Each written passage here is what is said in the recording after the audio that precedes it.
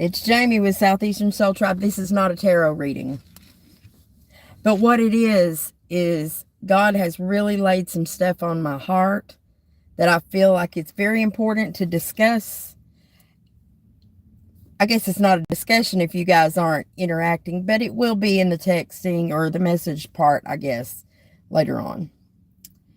But I've really been in a lot of meditation and I've been given a lot to think about. It's been really hectic since I got here, getting a lot of things done. So I'm behind on my readings. So I also want to let you know in this that those readings are coming.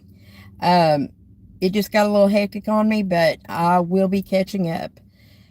But while I got this little break, there are some things that I am feeling led. Some of it is being led from things I'm picking up in the readings and trends and within the relationships around me upon reconnection in several. It's not just one. So I feel like these topics that I'm about to discuss are very, very relevant for most of us. You know, I feel like I'm appointed to communicate with my Mercury placements. So much Virgo and Gemini here. And because I'm a Libra, it's about relationships, understanding the importance of the relationships that exist in our lives and how we can better balance them. Because, you know, we're all seeking peace and happiness while we exist on this planet. And it begins on the inside. So many times we're walking around this planet like a bunch of zombies, reaching, all the time reaching for something outside of us to bring us excitement, joy. And we get a dose of it and it feels real good in the moment. And then reality comes back, right? It's like over the past weekend, went to the island. Me and the kids I was with, we just rode rides over and over again. Adrenaline, you know, I'm an adrenaline junkie. I love to go upside down. But then after you get off of it, immediately you want to hit that button again. Let's go on it again. Let's go on it again. I could have stayed there way longer than I did. But you get hungry and thirsty. So, you know, life moves on. But wow, how fun. It brought back memories. The kid in me came out again and came and played. It wasn't since my kids were young that I'd been to an amusement park last. I remember the most significant one, Kings Island, riding the Diamondback. You know, I mean, stuff like that, I love it. But being on those rides, the exhilarating excitement of that, reminded me of the way that I felt. This time when I rode them, I had a different, I looked at it from a different perspective. I felt in my body and was able to identify that feeling with my thoughts. So this is what it means to really feel the adrenaline rush and not just think about it, imagine it, but when you allow it to actually feel throughout your body and not resist when you're going into that rush, it made me think and really put my head around how that you transmute energy. See, we spend a lifetime pushing against the emotions. You've heard me preach this before. Recently, I have witnessed several people lose some really important people in their life to death. And you guys know that I have really, really lost people that mean a lot to me to death as well. I'm extremely experienced in grief. Grief nearly killed me. I wanted to die at one point. That's another reason why I feel so driven to do this channel. Because we can get so caught up in a mindset. And it is a mindset that has been sorely affected or influenced by the relationships around us. that we would get driven to the point of taking our own lives, some of us. And if I could save one life from giving someone a different way of looking at things, then I believe I have done a job of great magnitude for at least one person. Because an abundant life we could have, that God wants us to have, is all in the idea of what you label abundance for you. Okay?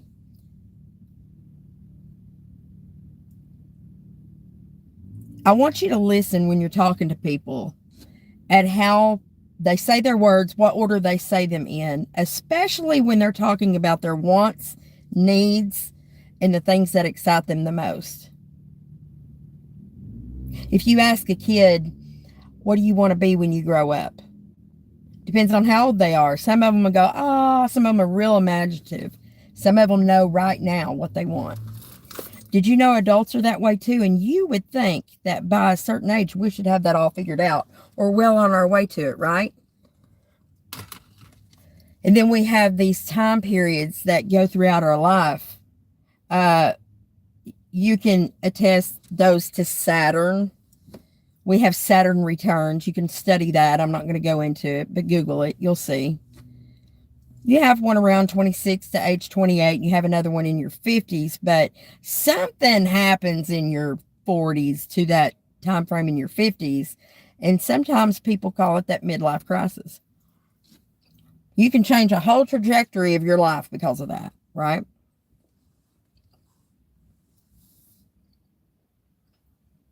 That's what's happening.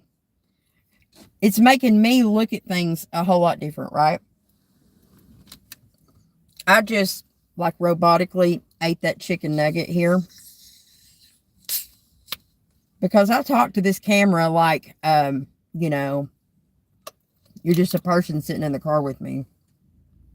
So I'm sorry for that. I won't eat another one while I'm videoing, but I'm not going to stop this video and start over just because I ate a nugget. I am a little hungry and it's lunch break. So plug your ears if that bothers you.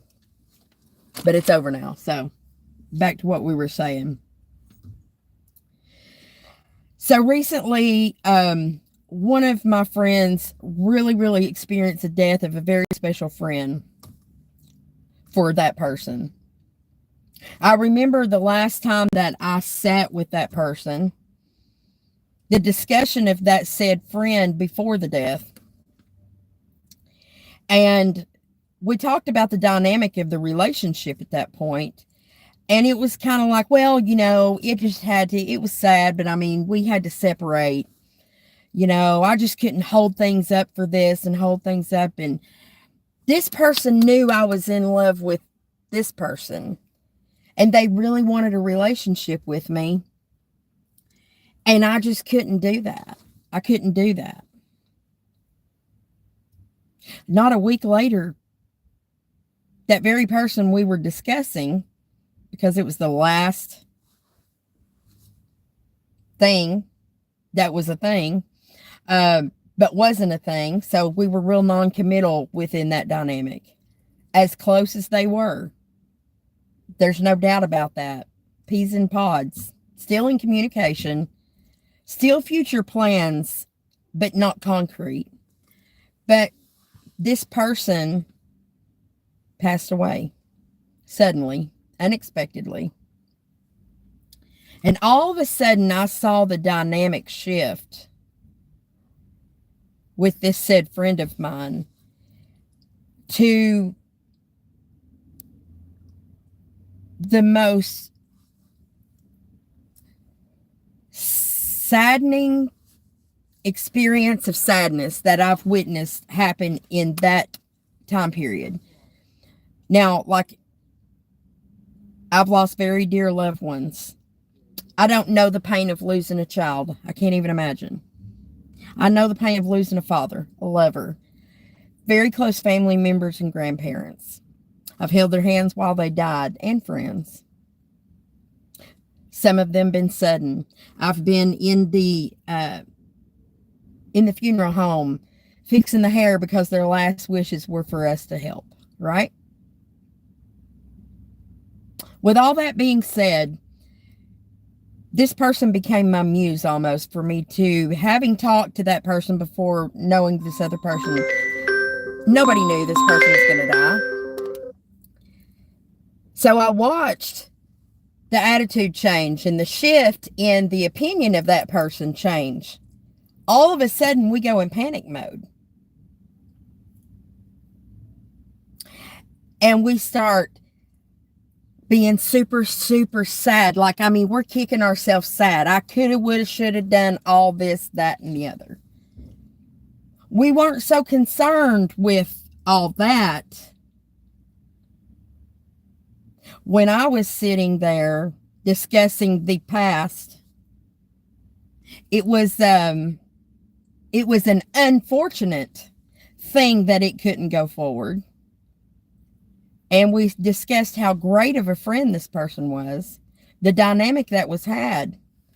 But in the grief period, and still yet, we're watching it unfold, we're still stuck in this moment of time where we are experiencing going back to the places where we had once been with that person. The waves of emotion that come when you realize that you can't call that person up anymore and reminisce about a place that you went. And it dawned on me to think about that for a moment. Number one, the experiences that we have with other humans that we go into relationship with, those stick in our memories. Your reality is just an excerpt of memories patched together like a blanket that's been sewn by your grandmother. Pieces of you. And they create the reality because it imprints from memories that you've built over time that your brain has begun to grow and function and, mature. And so all of a sudden, there was a desperation to reach for every memory we could find. But the perspective that we're looking at those memories in 1 second switches from extreme grief to, it's like grief and then almost toxic positivity. In the discussion and the reminiscing that's repeated over and over, I notice that we're reaching for someone outside of ourselves to console us.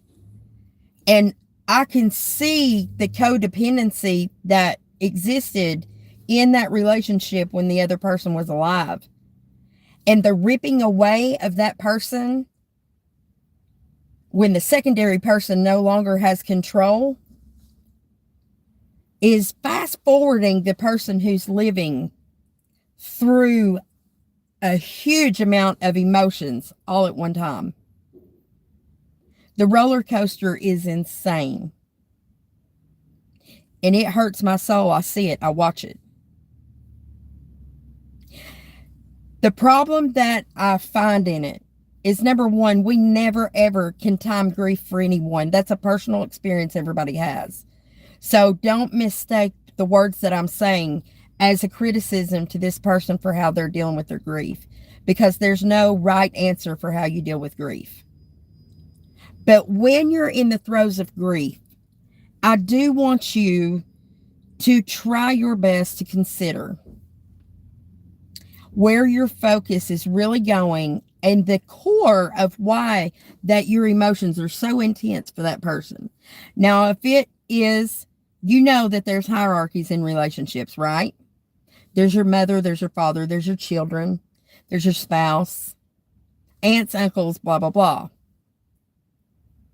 This person was a life companion for a while for this person, but there was never a romantic commitment. One of them wanted it really bad, and the other one was non-committal and running and still in love with somebody else, yet entered into a partnership there. and allowed things to grow too big and then pulled the plug. And then that other person didn't get to live much longer. And the person that pulled the plug never knew that that was how it was going to go down. So the truth is, the person who's reminiscing and sad and just like going through the roller coaster is the person who pulled the plug and was non-committal.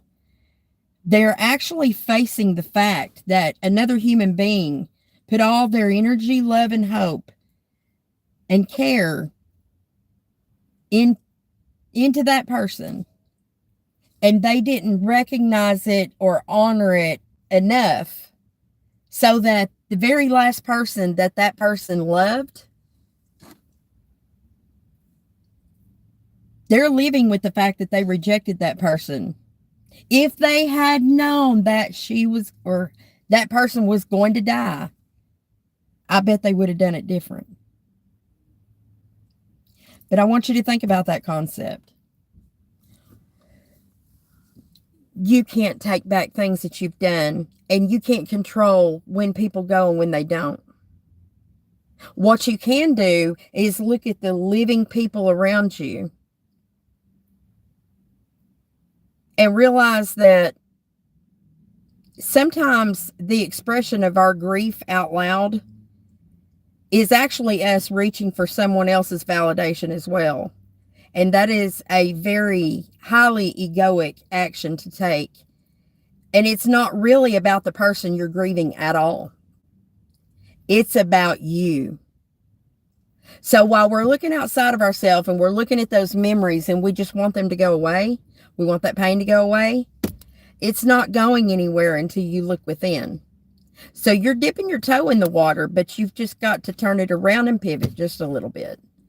I'm here to tell you, if you don't do that, you'll find yourself 2 years later wondering how you snapped one day and attempted suicide and have 3 psych evaluations that prove that you do not have a mental illness, that you were under so much pressure from, you were in a psychosis period, but you're not diagnosed to have a lifetime like mental illness. That's the pressures. That's what heart chakra opening does. It wakes you up and it makes you look at things differently.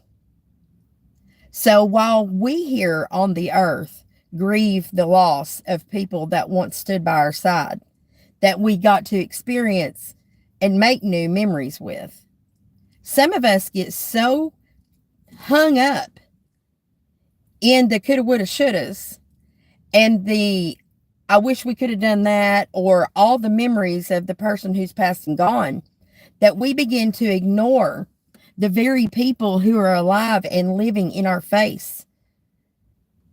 We get stuck in the center of a journey that is in the past now, because when the other party leaves our life, the cycle turns over, okay? The wheel turns. As the world turns, so are the days of our lives, okay? We live on planet Earth. We wear human bodies. Our soul lives forever. And we cannot control anything that happens to anybody. And if you loved that person 100%, everything, if you gave it everything when they were alive, because it's better that you don't know when people are going to die, because then you could really overdo something. Then it becomes pity, okay? So I had an experience where I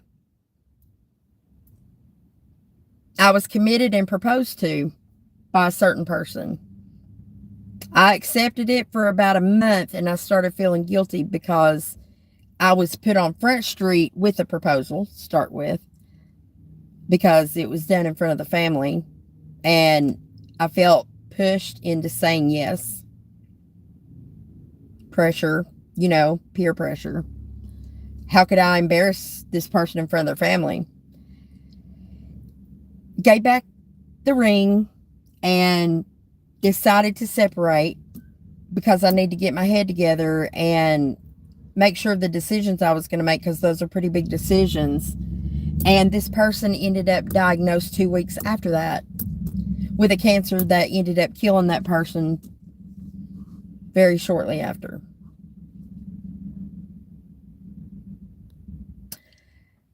I was thankful that I broke it off before I knew anything about the cancer. But had the diagnosis of that cancer, terminal, been done before that I decided to do that, I would have harbored the feelings of not totally being in love with that person. And I would have sacrificed those emotions of my own and swallowed it. Might have even married them because I didn't want to reject a dying person. And that would have been selfish of me, 100%. Because the truth in what I did was really, really hard on that person in their dying time. So yes, I would have made a different decision had I known, but I didn't. So it was appointed for me to do that. I spent a lot of time feeling sorry for myself and actually doing that very same activity. That's how I'm familiar with what's going on over there.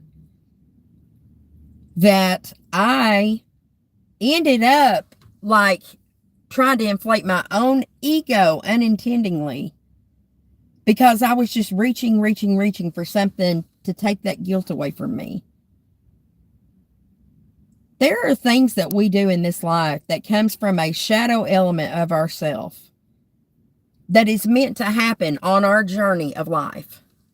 And it is always going to reflect onto the people who are in our lives and around us. It's meant to, because without those triggers and the mirrors that we throw up in every relationship, that's how we instigate growth. So your shadow traits, those things that people accuse you of being too much of, are actually exactly what you're supposed to be doing in that very time. The trick is mastering emotional control. That's being able to honor your own feelings and emotions about any topic, allowing your own inner guidance to help you make sound decisions that are in alignment with your needs and wants, while being considerate of the other relationships in your life, how it affects the other people, and deciding about a decision that you make that's non-impulsive, that's the best for you and those around you, okay? But you have to be able to objectively make those decisions without an emotional attachment to the outcome. So, when you decide that, say you want to manifest a new love in your life, you long so much for this life that's out there that you're dreaming of, but you got somebody in mind. The moment that you do that and you target an individual person, then you put that person in a box too, because you're putting something on them that you don't know their inner guidance is leading them or not. You might think they're in perfect alignment with you, and they might not be. And all of a sudden you find yourself trying to put square pegs in round holes. So I encourage you, if you're experiencing grief of any kind or loss of any kind, understand that people come into our lives and they leave. There's no coincidences in my belief system. And I believe that you should slow down, and that rearview mirror came off for a reason. You put it up there to look for a review and learn the lesson from that, and then try to reflect that in the current. Because there really is no tomorrow promised. And yesterday is gone. So I want you to sit in this moment. And I want you to look at the relationships that exist around you. Who called and checked on you today? Who talked to you today? Who reached out? Who said, friend, I hope you're having a good day? Who said good morning? Who didn't? Maybe those people are distant. You only talk to that person once a week. Well, you put them in that category. But right now, this moment, the people that interacted with you today, think about your relationships with those people and how that you reflect in their lives and how they might reflect in yours. Is it somebody that pisses you right off and you tend to run from them? There's something in that for you. But if you're focused in a deep state of grief about somebody else that's no longer here, there are ways to honor that person's legacy and the good memories without affecting negatively the people, because time gets away from you so easy. And all of a sudden you turn around and you wonder where all that time went. And everybody that's living feels abandoned by you. And you have just created a brand new wound for people that are very dear to you that are still living and breathing on this earth. I promise you, the person you're grieving, they're just fine. They got their wings. They received that healing you might have prayed for. They did. Just not in the way that you wanted them to. Because we don't get to dictate that for people. When it is your time to go, you're not going to affect that. It's going to happen. It's going to happen, okay? So if you're sitting there today and you're beating yourself up over something you did or didn't do while somebody was alive and now they're gone, you're thinking about it wrong, babe. I encourage you to sit down with a pen and paper, and I want you to write down all them good memories. Because when they're gone, it's your turn as a living human to assist them in their legacy that's left behind, because the legacy is for the living. It's for us to learn from, in essence, the history we want to look at. The stories of the times that we spent with them. Embrace those moments, make a keepsake for it, but don't forget or let time get away from you for the living people who are in your face, because you have a future to live. God didn't take you to. You know why? Because he had a different plan for you. He says, go have life and have it abundantly. Then I want you to write down, what is abundance for you? Your stability only comes from the inside, guys.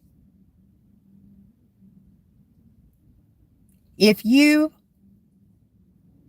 focus on the what you don't haves, you're going to get more of things that you really want to have, and you won't ever be able to really hang on to them. They'll always live your life. But if you start focusing on the thankfulness for what you do have, and make sure that you're thankful for the people who are alive and in your life, and start redirecting that energy to making the time with those people count right now.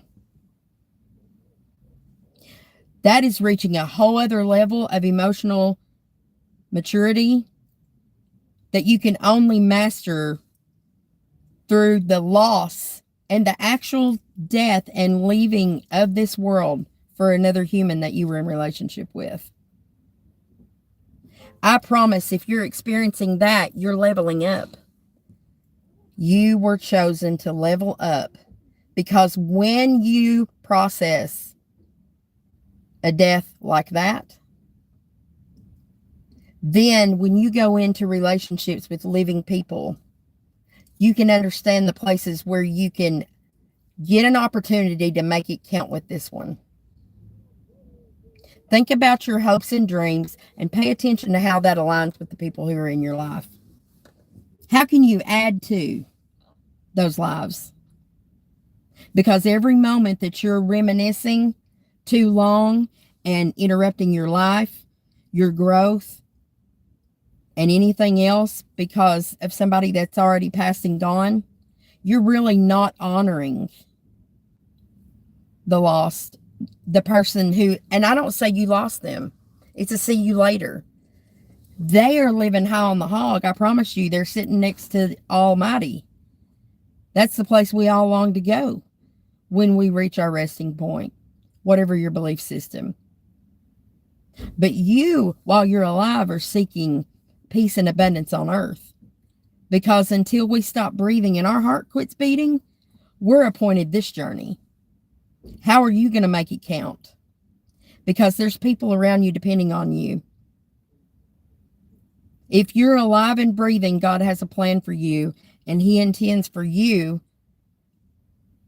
to try your best to be an example. What is your role in the world? Are you a mom? Are you a dad? Are you a brother, sister? Are you just a good friend? Are you a mentor? Who looks up to you? And who do you look up to? You need to go down a list of the 5 people you look up to the most and write them down and why. Then I want you to look at the whys in the order that you put them down there. And you're looking right there at your value system. Look at it. What's on the top of the list? Is it money? Is it vanity? Or is it some core value that somebody has about how they love others, or how they help others, or how they do a thing that enhances their own growth as well as others? Or is it a personal, selfish, egoic trait?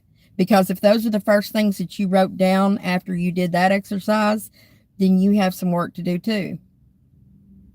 Unless that you're meant to walk in those shadow traits to reflect at others. So I'm not telling you any of that's wrong. I'm asking you to take an outside look at the things that are going on around you. Create your own hierarchy for importance. People say, I had bigger fish to fry. Well, if you're frying fish, hopefully they're dead. But we got fish to catch. And we've got seeds to plant. Because spring's coming. We're almost through the first quarter of the year. What are you going to do with 2024? Pluto's in Aquarius. We're getting in our tribes, people. We're finding them. We're connecting to them. And we're meant to reorganize so that we're with people that are like-minded with similar paths. Because together we can create a goal that's doable. We can get ourselves out of this financial crisis. Because as a country, we have boxed ourselves in. We're fat. We are gluttonous. We are way too dependent on technology, and we have forgotten the pure goodness of the things that the earth alone provides for us, that our Heavenly Father, God up in heaven, or whatever your belief system is, made sure that they created for us to enjoy this earth. So I encourage you, think about these things and then plan that trip. Go up to the mountains. Get out in the nature. Thank God for the very ground that you walk on. And if you have more than others, thank God for that. Take that focus off of the things that you don't have, and you will begin to grow and become abundant from being thankful for the things that you do have. How can you ever be gifted with bigger if you can't be thankful for what you have? It ain't Thanksgiving, but it's spring. It's time to plant new seeds so we can have new growth. Let's make 2024 count, folks. If you're in the Southeastern Soul Tribe, I'm encouraging you today to turn over that new leaf. It's getting ready to turn green. Let's do it together. And let's hold each other accountable with love and light in everything that we do. I'm encouraged today. And I hope that I can say something to enlighten you and encourage you. Because I'm out here trying to walk the walk. I'm not just talking the talk, guys. And people that know me know that about me. And you first love yourself. That's why I'm able to take this time off without guilt. I'm sorry I haven't showed up on here because you guys are chomping at the bit to look and see about what's happening with so-and-so over there. When most of the time that reading's really about you. Go back and listen from your perspective. When you're looking for the faults of somebody else, there's 3 fingers pointing back at you. It is absolutely going to come out that way every time. So I encourage you, as you listen to the other readings that come out, that you try to have a broader perspective of the words coming out of my mouth, and understand that every spiritual journey is absolutely your own personal journey. It cannot be dictated by anybody else, nor should it be, or changed. You have the right to your belief system, and you can coexist with other people in love and light with all the great intentions, and you can go to heaven or Valhalla, wherever you believe. It's not about that. It's about, how are you acting here on this earth? Because people can make decisions around the actions of others, because that's why relationships are here. So if you stay in your lane and you focus on your self-growth and you love yourself and you honor yourself, the people who are meant to be in your tribe are going to be attracted to that.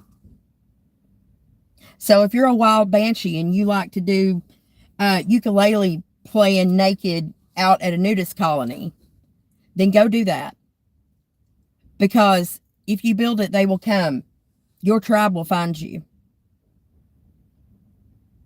You can have the things that you want in this world, but they got to come from the heart. They can't come from a place of, oh, I think I can make a lot of money doing that.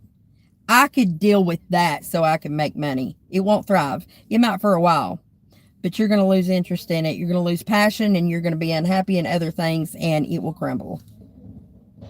Many, many businesses die because of that.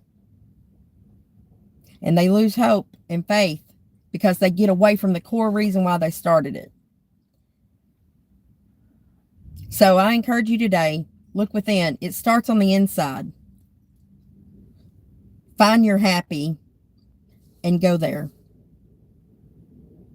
The people meant to be with you will follow you, okay? And focus on the living, because that's where it's at. You're alive and here. It's your responsibility to make memories with the people who are on this side of that path. And at the appointed time, you honor in love and light with memorial to the people who have gone. And honor the role that you played in their life, both the shadow times and all those happy good times. Because we fool ourselves into thinking that we have to have some kind of perfection. And then we go into this place where it's all about you, and it wasn't really about them at all. It's about your codependency on that relationship. So there's some healing to be done there. And I don't know who I'm talking to today. And the example that I have given, I'm sure they'll watch this and they'll know I'm talking to them as far as that goes. But they were the example. They were the muse for this topic, because it's not the first time I've witnessed it. Even I was that. So now I'm seeing the mirror. I'm seeing the reflection, but I also saw what Spirit appointed me to share, because I am the voice. I'm ruled by Mercury in my sun. No, in my rising, in my moon sign, and my Venus. All those are ruled by Mercury because they're Virgo and Gemini. So yes, I am spiritually appointed to be an effective communicator, and I'll be doing it the rest of my life. And I'm choosing to do it the way I do it. And those of you who are in the tribe get it. If you know, you know, right? So that's my excerpt for today. I'll be back. Stay tuned for some readings. I'm going to get those out. I'm going to eat my lunch, do a few runs, and then I'm going to park and get with those readings, okay? Thank you guys so much for your support. Thank you for being patient with me, and I will see you guys soon. Much love and light to you. Send me your emails if you are at all need a mentor on that, okay? Mwah.